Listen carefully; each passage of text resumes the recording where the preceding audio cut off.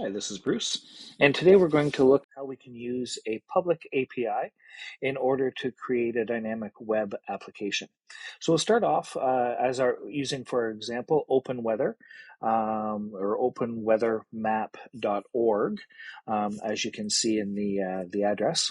We'll use the documentation that they offer in order to figure out what kind of information is available, and then from there we'll plan the kind of information we want to display on our app.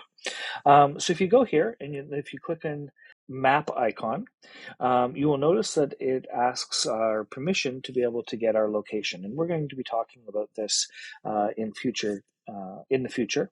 For now, in order to get my location, I'm going to click allow, and then you can see it updates to the local weather where I am right now. So up along the top, you can see we've got a number of links. I'm going to click on the second link, so for API. And then the API we want to use, the free one, is the current weather data API right here. And in order to get started, I'm going to click on API doc. Okay. So most APIs will have some sort of an address or some sort of an application where you can access the information using a web address similar to this one here. And you can see that there are some parameters that we have to pass. So in this case, what we're looking at is passing the lat or latitude, the lon or longitude, as well as an API key. So for this one, you're going to need to register and get a key. It is free up to a certain limit, which is I think about 50 or 60 per hour and 1,000 calls a day, so more than enough for us, right? So I'm going to copy this address, and then you can see here I've logged in and I've got my API key, and I'll just quickly go and copy the link here rather than typing it all up, and I'll paste it. And then we can see the response from Open Weather API. It's hard to read like this, so what I like to do is I'll copy it, and I'm going to paste it into a JSON linter. So it's just something that helps us to validate our JSON to make sure, and then it helps us to validate so we can see that it is valid JSON, which is good to know.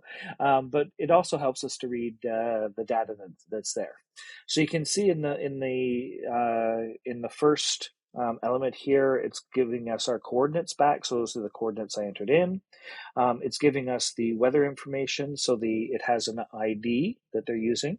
The main description is it's clouds. The fuller description is it's overcast and clouds, and it's got an icon here, an icon ID as well, which I'll talk about in just a second.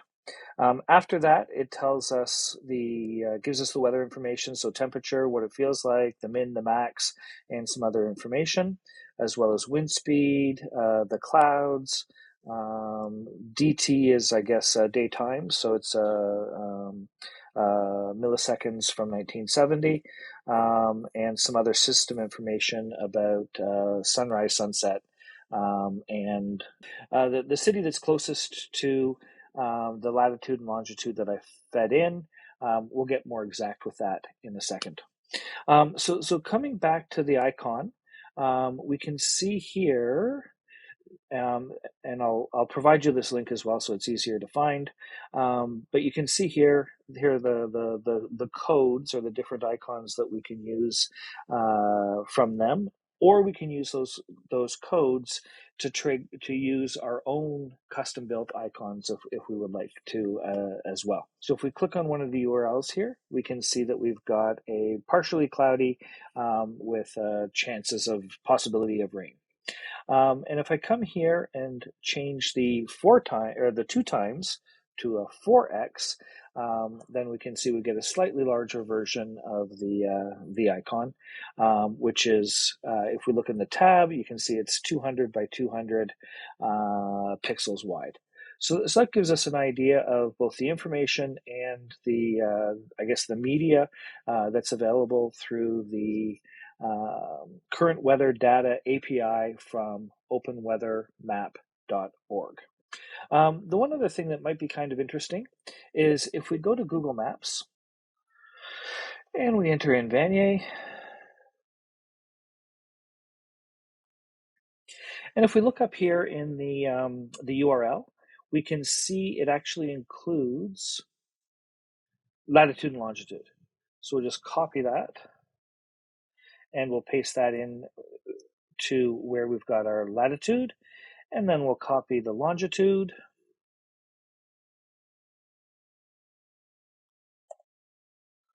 And now if we paste that in, there we go. And now we can see that we're in Montreal. Okay.